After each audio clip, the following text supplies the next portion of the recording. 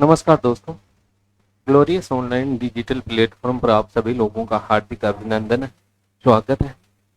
दोस्तों, आज हम जो परिचर्चा करेंगे, बात करेंगे वो राजस्थान ज्योग्राफी है। इसका जो पहला टॉपिक है और राजस्थान का जो परिचय है इसके बारे में बात करते हैं।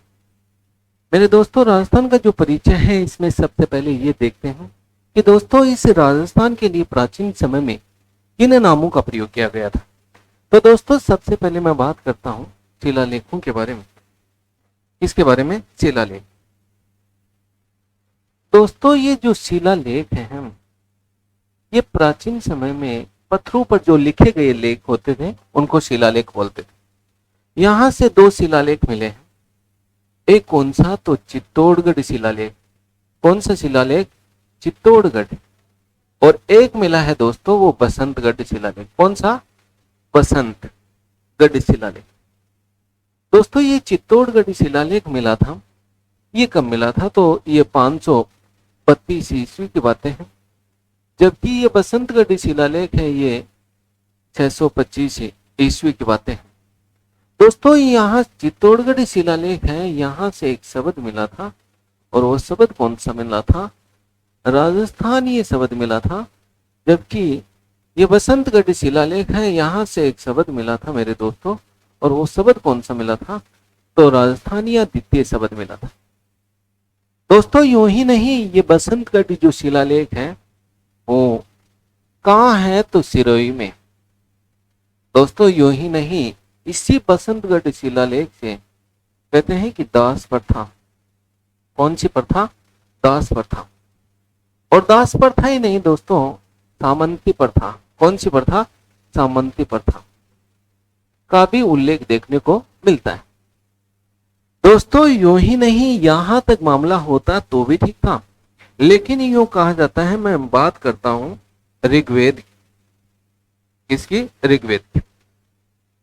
ऋग्वेद में मेरे दोस्तों, ऋग्वेद आप स्वयं जानते हो दोस्तों, भारतीय जो इतिहास है, भारतीय इतिहास, इस भारतीय इतिहास का सबसे प्राचीनतम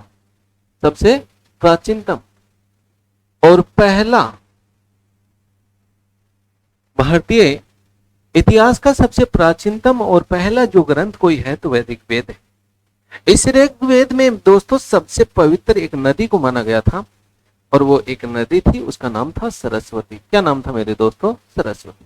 एक नदी और थी मेरे दोस्तों, और उसका नाम था दृशदती। क्या नाम था? दृशदती। इन दोनों नदियों के मध्य का जो स्थान था दोस्तों, उसको बोलते थे ब्रह्मावरत।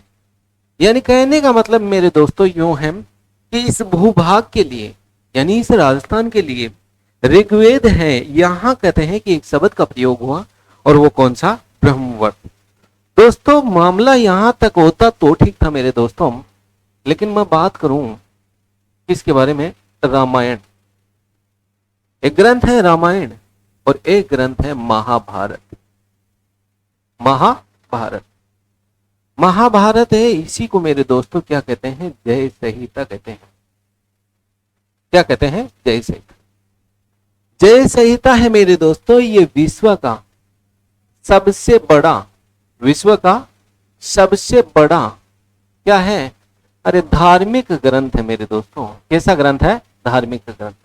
विश्व का सबसे बड़ा धार्मिक ग्रंथ कोई है तो वह कौन सा है? महाभारत।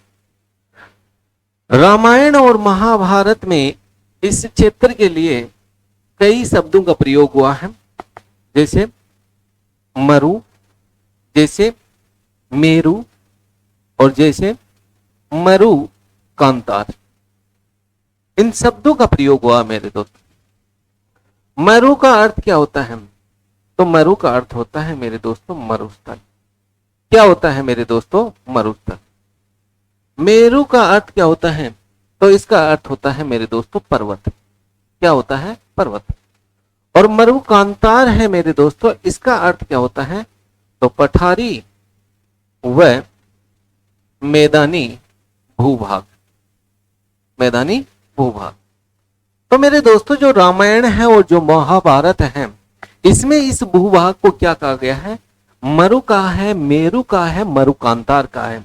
मरु का अर्थ क्या होता है? मरुस्थल होता है। मेरु का अर्थ पर्वत होता है और मरुकांतार का अर्थ क्या होता है? पठारी व मैदानी भूभाग होता है। दोस्तों यूं ही नहीं बल्कि मैं आगे बात करूं तो आपने कभी नाम सुना होगा कोवल्यमाला का। कोवल्यमाला ये ग्रंथ है, ये उद्धोतन सूरि का। उद्धोतन सूरि। नेक्स्ट आपने कभी नाम सुना होगा दोस्तों नेणसीरी ख्यात। का नेणसीरी ख्यात किसकी है? महणोत नैणसी की है। किसकी है मेरे दोस्तों? महणोत नैणसी की। नेक्स्ट दोस्तों यूं ही नहीं बल्कि मैं आगे बात करूं तो आपने कभी नाम जरूर सुना होगा मेरे दोस्तों राजरूपक का। ये किसकी रचना है? तो वीरभान। किसकी रचना है? वीरभान की। और मेरे दोस्तों यूं ही नहीं बल्कि तारिक ए राजस्थानी। राजस्थानी ये कहते हैं कि सब किसकी रचना है? तो कालीराम कायस्थ। और कहते हैं कि दोस्तों इन रचनाओं में इस भूभाग के लिए कहते हैं कि किस शब्द का प्रयोग किया गया है? तो राजस्थान और रायथान इन दो शब्दों का प्रयोग हुआ है। तो इस भूभाग को सबसे पहले बात करें तो चित्तौड़गढ़ जो शिलालेख है वह राजस्थान ये मिला है। बसंतगढ़ शिलालेख है वह राजस्थान द्वितीय मिला है। जबकि रामायण और महाभारत में इसको मरु, मेरु व मरुकांतार कहा गया है। जबकि कोवल्यमाला उद्धोतन सूरि नैणसीरी ख्यात महणोत नैणसी की और राजरूपक वीरभान की तारिकी राजस्थानी ये कालेराम कायस्थ की। इनमें कहते हैं कि इस भूभाग के लिए राजस्थान या रायथान शब्द का प्रयोग हुआ है मेरे दोस्तों। और यूं ही नहीं दोस्तों जो चारण है और जो भाट जो जाति थी वो आम ताल की जो भाषा है उसमें इस प्रदेश को कहा है, लेकिन कहा क्या है? रजवाड़ा कहा है। क्या कहा है? रजवाड़ा। उसके बाद में नेक्स्ट आगे देखते हैं दोस्तों मामला यहां तक होता तो भी ठीक था मेरे दोस्तों, लेकिन क्या कहा जाता है? आपने कभी मेरे दोस्तों नाम सुना होगा जॉर्ज थॉमस का। किसका? George Thomas. ये अंग्रेजी अधिकारी था।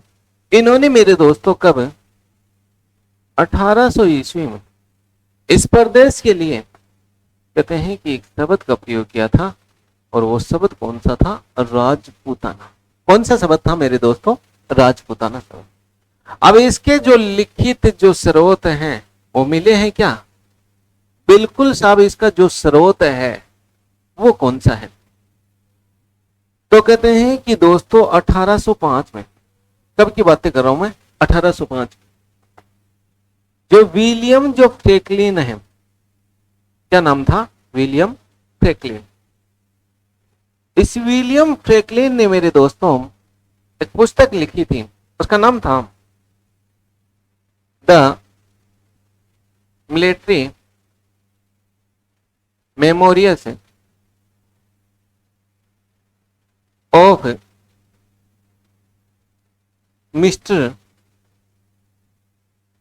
George Thomas. George Thomas. इस पुस्तक में मेरे दोस्तों सबसे पहले जो राजपूताना जो शब्द है इसका उल्लेख देखने को मिलता है। दोस्तों यूं ही नहीं बल्कि मैं बात करूं कर्नल जेम्स टोड के बारे में। Colonel James toad.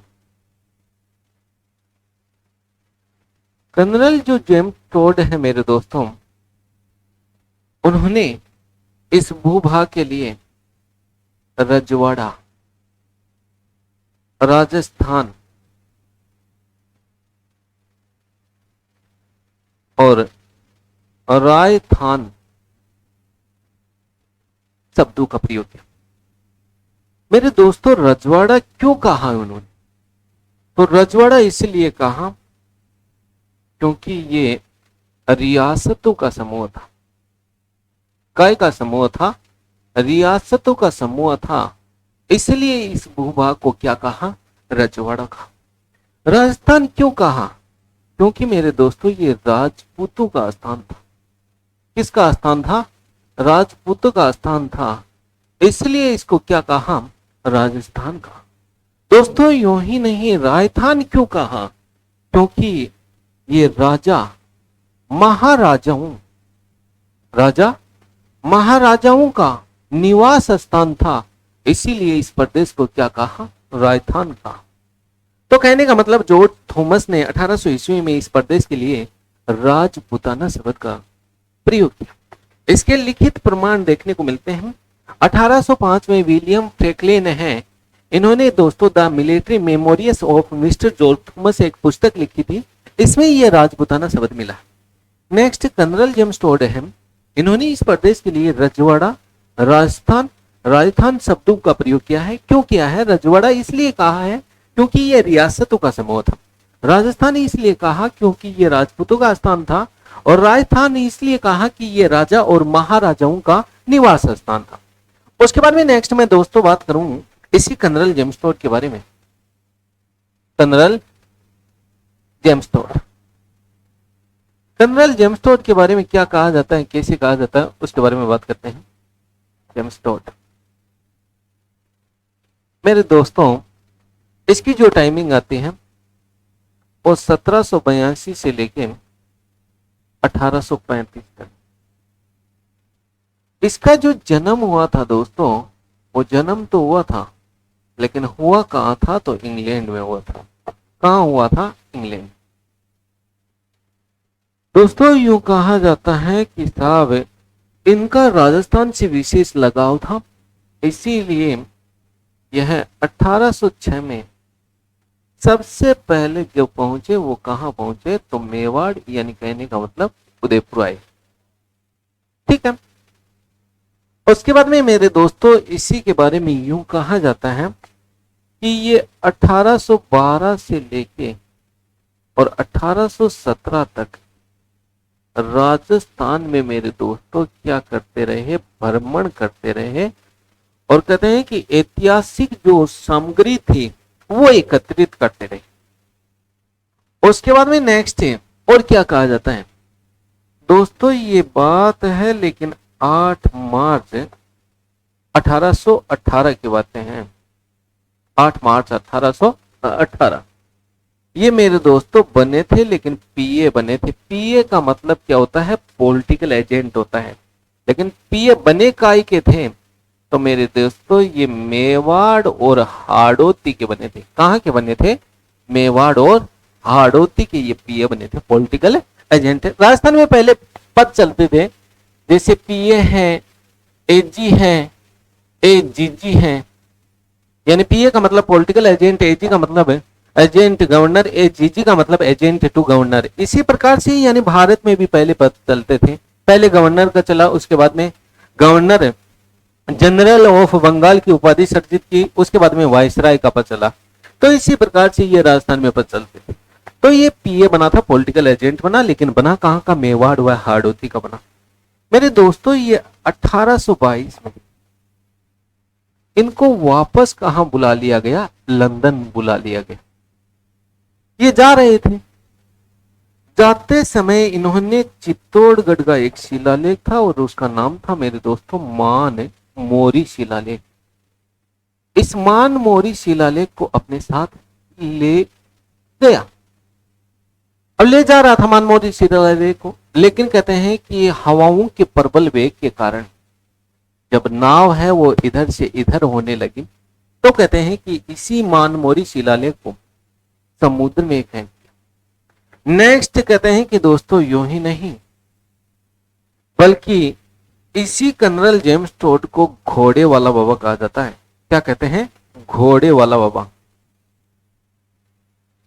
घोड़े वाला बाबा कहते हैं, घोड़े वाला बाबा। दोस्तों यूं ही नहीं बल्कि इसी कर्नल जेम्स टोड हैं, इसी को राजस्थान इतिहास का जनक माना जाता है। राजस्थान इतिहास का जनक माना जाता है, इतिहास का जनक। दोस्तों यूं ही नहीं बल्कि मैं आगे बात करूं तो इसी कर्नल जेम्स टोड ने कुछ जो उपनाम दिए हैं। अब उपनाम दिए किसके हैं इनके बारे में चर्चा बाद में करते हैं। सबसे पहले मैंने ये कहा कि कर्नल जो जेम्स टोड है इसकी टाइमिंग है 1782 से लेके 1835 तक। दूसरी बात मैंने ये बताई मेरे दोस्तों, इसका जो जन्म हुआ था वो हुआ कहाँ था, इंग्लैंड में हुआ था। नेक्स्ट 1806 में यह उदयपुर में आया सबसे पहले। 1812 से 1817 तक यह राजस्थान का भ्रमण किया। 8 मार्च 1818 को यह मेवाड़ और हाड़ौती का क्या बने, पॉलिटिकल एजेंट बने। 1822 में इनको वापस लंदन भेज दिया गया। नेक्स्ट कहते हैं कि उसी समय जाते समय चित्तौड़गढ़ के मानमोरी शिलालेख को अपने साथ ले गए, लेकिन नाव में या हवाओं के प्रबल वेग के कारण कहते हैं कि उस शिलालेख को समुद्र में गिरा दिया। इसी कर्नल जेम्स टोड को घोड़े वाला बाबा कहा जाता है, राजस्थान इतिहास का क्या कहा जाता है, जनक कहा जाता है। नेक्स्ट आगे देखते हैं मेरे दोस्त। कर्नल जेम्स टोड है, इन्होंने कुछ उपनाम दिए। उपनाम काय के दिए हैं तो गुरु शिखर है। उस गुरु शिखर को कर्नल जेम्स टोड ने कहा है मेरे दोस्तों, लेकिन कहा क्या है तो संतों का शिखर कहा है। काय का शिखर कहा है, संतों का शिखर कहा है। नेक्स्ट कहते हैं कि यूं ही नहीं दोस्तों, इसी कर्नल जेम्स टोड ने कहा तो है, लेकिन किसको कहा है तो हल्दी घाटी के युद्ध को कहा है। हल्दी घाटी के युद्ध को इन्होंने क्या कहा है तो मेवाड़ है। इस मेवाड़ की मेरे दोस्तों थर्मोपल्ली कहा है। क्या कहा है, थर्मोपल्ली। यूं ही नहीं मेरे दोस्तों, इसी कर्नल जेम्स टोड के बारे में यूं कहा जाता है कि इन्होंने कहा है, लेकिन आबू पर्वत को भी ठीक ही कहा है। कौन से पर्वत को, आबू पर्वत को। आबू पर्वत को इन्होंने कहा कि साहब ये तो हिंदू ओलंपस है। क्या है, हिंदू ओलंपस। नेक्स्ट कहते हैं कि दोस्तों यूं ही नहीं बल्कि इन्होंने एक युद्ध हुआ था, और वो युद्ध कौन सा था, दिवेर का युद्ध। कौन सा युद्ध था, दिवेर का युद्ध। इस दिवेर के युद्ध को तो कहा मेरे दोस्तों, लेकिन कहा क्या, इन्होंने कहा कि साहब ये तो मेवाड़ का मैराथन है। मेवाड़ का क्या है, मैराथन। उसके बाद में नेक्स्ट दोस्तों, मामला यहां तक होता तो ठीक था, लेकिन इन्हीं के बारे में यूं कहा जाता है कि 1818 की बात है। मेवाड़ के एक शासक थे, मेवाड़ के शासक, और उनका नाम था भीम सिंह। क्या नाम था मेरे दोस्तों, भीम सिंह। एक मारवाड़ का भी शासक था। काय का, मारवाड़ का। और मारवाड़ के जो शासक का नाम था दोस्तों, वो कहते हैं कि मान सिंह। इन दोनों ने कहते हैं कि 1818 में ईस्ट इंडिया कंपनी के साथ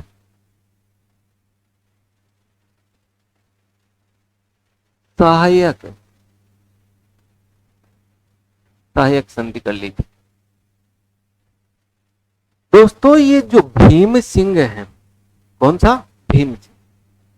इस भीम सिंह ने तो इस कर्नल जेम्स टोड के लिए, इसके लिए कर्नल जेम्स टोड के लिए कहते हैं कि साहब अजमेर में, अरे कहां, अजमेर में मेरे दोस्तों, कहते हैं कि एक दुर्ग का निर्माण करवाया था, और उसका नाम है टोडगढ़ दुर्ग।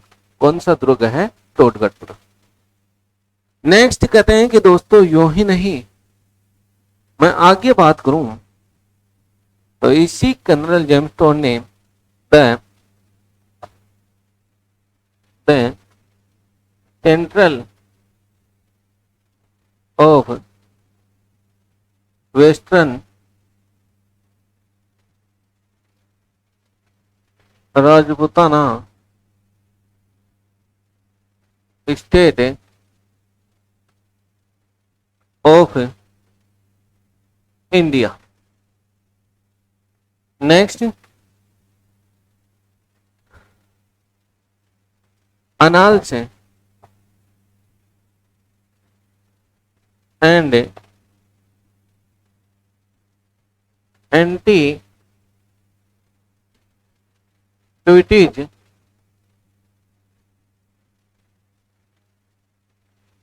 ऑफ राजस्थान, ये पुस्तक लिखी कर्नल जेम्सटोन ने। और मेरे दोस्तों ये जो पुस्तक लिखी है, इस पुस्तक को इन्होंने 2 चरणों में लिखा। कितने चरणों में? 2 चरणों। 1829 में पहला चरण हुआ और दूसरा चरण हुआ दोस्तों ये 1832 में। इन्होंने इस पहले चरण में मेरे दोस्तों मेवाड़ के शासकों का उल्लेख किया। काय के शासकों का? मेवाड़ के शासकों का मेरे दोस्तों उल्लेख किया। और 1832 में दूसरा चरण था, इसमें कहते हैं कि मारवाड़ और अन्य जो रियासत है, अन्य रियासत उनके शासकों का विवरण देखने को मिलता है।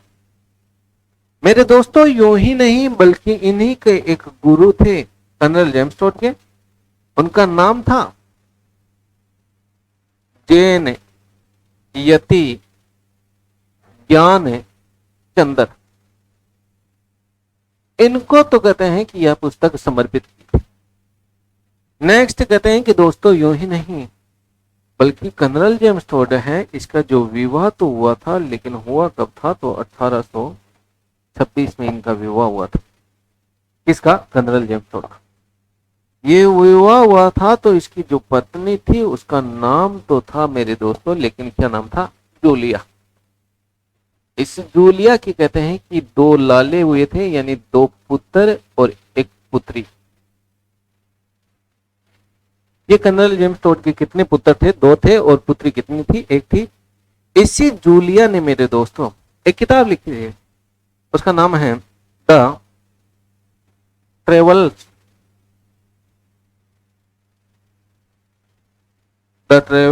In western of India. ये जो पुस्तक लिखी थी मेरे दोस्तों, ये राजस्थान है। इससे राजस्थान के पर्यटक पर जो लिखी गई पहली पुस्तक कोई है तो यह है the travellers in western of India. दोस्तों यूं ही नहीं बल्कि मैं आगे बात करूं तो पहले जो कर्नल जेम्सटोन है, इनकी जो पुस्तकों के बारे में देख रहे हैं हम। सबसे पहले हमारी जो बात हुई वो the central of western Rajput state of India. दूसरी पुस्तक है annals and antiquities of Rajasthan. मेरे दोस्तों इस जो पुस्तक है, इसका जो प्रकाशन है वो 2 चरणों में हुआ। 1829 में केवल मेवाड़ के शासकों का वर्णन देखने को मिलता है और 1832 में दोस्तों मारवाड़ और अन्य रियासतों का उल्लेख देखने को मिलता है, शासकों के उल्लेख देखने को मिलता है। इनके गुरु थे, उनका नाम था जैन यति ज्ञानचंद्र। इसको यह पुस्तक समर्पित है पत्नी जो कर्नल जेम्सटोन की जो पत्नी थी उसका नाम था जूलिया, और उनके कहते हैं कि 2 पुत्र थे, 1 पुत्री थी। और उन्होंने राजस्थान के पर्यटक पर पहली पुस्तक लिखी, उसका नाम क्या था? The travellers in western of state of India. दोस्तों यूं ही नहीं बल्कि मैं बात करूं कि राजस्थान जो इतिहास है, राजस्थान इतिहास, इस राजस्थान इतिहास का जो हिंदी में रूपांतरण तो किया था, लेकिन किया किसने था? तो गौरी शंकर, डॉक्टर गौरी शंकर हीराचंद ओझा ने। नेक्स्ट कहते हैं कि दोस्तों यूं ही नहीं एकीकरण में भी क्या इस राजस्थान शब्द का कहीं उल्लेख देखने को मिलता है क्या? तो जो एकीकरण का जो दूसरा चरण था वो कब हुआ था? तो 25 मार्च 1948। इसमें 9 रियासतों ने भाग लिया था। बाबू साहब पक्की झाड़ू को कहां ले गया? टोंक ले गया। ये 9 रियासत शामिल हुई थी, यानी ये इसी में पहली बार मेरे दोस्तों एकीकरण के समय राजस्थान शब्द है इसका प्रयोग किया गया था। एक पी सत्यनारायण समिति थी, उन्हीं की सिफारिश में मेरे दोस्तों इस राजस्थान की राजधानी किसको बनाया था? जयपुर को बनाया था। एक बार इसके बारे में चर्चा कर लेते हैं और उसके बाद में आगे बढ़ते हैं। सबसे पहले मेरे दोस्तों, मेरी जो बात हुई थी वो किसके बारे में, तो राजस्थान की जो परिचय है उसके बारे में, यानी सामान्य परिचय है, इसके बारे में हमारी बात चल रही है। तो इसके जो नामकरण है उनके बारे में चर्चा हुई। तो मैंने ये कहा है मेरे दोस्तों कि जो पहले जो शिलालेख होते थे इनमें एक चित्तौड़गढ़ शिलालेख था और एक बसंतगढ़ शिलालेख था। चित्तौड़गढ़ शिलालेख है वहां राजस्थानी शब्द मिला है, जबकि बसंतगढ़ शिलालेख है वहां राजस्थान द्वितीय शब्द मिला। उसके बाद में नेक्स्ट मैंने जो बात की तो मैंने ये कहा दोस्तों कि चारण और भाट जो जनजाति होती थी वह आम चाल की भाषा में इस भूभाग के लिए एक शब्द का प्रयोग किया और वो रजवाड़ा। उसके बाद में मैंने ये भी कहा दोस्तों जो महनोट नैन्सी है उनकी जो एक रचना है नैन्सी विख्यात, और राज रूपक है वो वीरभान की है, और उसके बाद में कोल्यमाला है उद्यतन सूरी की है। नेक्स्ट तारीख राजस्थानी है ये किसकी है, तो कालिदास कायस्थ की। इनमें कहते हैं कि इस भूभाग के लिए दो शब्दों का प्रयोग हुआ है, एक क्या है, एक राजस्थान और एक राजस्थान। दोस्तों यूं ही नहीं बल्कि मैंने ये कहा कि ऋग्वेद जो काल है उसमें कहते हैं कि एक सरस्वती नदी है, ये ऋग्वेद काल की सबसे प्राचीनतम ही नहीं सबसे पवित्र नदी मानी जाती है। सबसे महत्वपूर्ण जो नदी थी ऋग्वेद काल की वो कौन सी थी, तो सिंधु थी, लेकिन सबसे पवित्र नदी किसको माना गया है, सतलज। सतलज और द्वैती नदी के जो मध्य का जो भूभाग था उसको क्या बोलते थे, तो उसको ब्रह्मवर्त बोलते थे। तो ऋग्वेद काल में इस क्षेत्र को या इस भूभाग को ब्रह्मवर्त कहा गया। दोस्तों यूं ही नहीं, उसके बाद में जो मेरी बात हुई तो मैंने ये बताया रामायण और महाभारत में इस भूभाग के लिए मरु, मेरु और मरुकांतार शब्द का प्रयोग हुआ है। उसके बाद में नेक्स्ट दोस्तों जो जॉर्ज थॉमस है उन्होंने इस भूभाग के लिए राजपुताना शब्द का प्रयोग किया है, और यूं ही नहीं दोस्तों बल्कि कर्नल जेम्स टोड है इन्होंने इस भूभाग के लिए रजवाड़ा, राजस्थान और राजस्थान शब्दों का प्रयोग किया है। दोस्तों यूं ही नहीं बल्कि एकीकरण के समय इस भूभाग के लिए पहली बार जो 25 मार्च 1948 को जो दूसरा चरण हुआ था उसमें इस भूभाग के लिए पहली बार राजस्थान शब्द का प्रयोग हुआ। दोस्तों यूं ही नहीं बल्कि इसी राजस्थान की जो राजधानी बनाया गया वो किसको बनाया गया, जयपुर को बनाया गया, और वो कौन सी समिति की सिफारिश बनाया गया, तो पी सत्यनारायण समिति की सिफारिश में। अब मैं मेरी वाणी को विराम देता हूं। नेक्स्ट जो बात करेंगे इसी राजस्थान के परिचय के बारे में, लेकिन नेक्स्ट टॉपिक में। Thank you.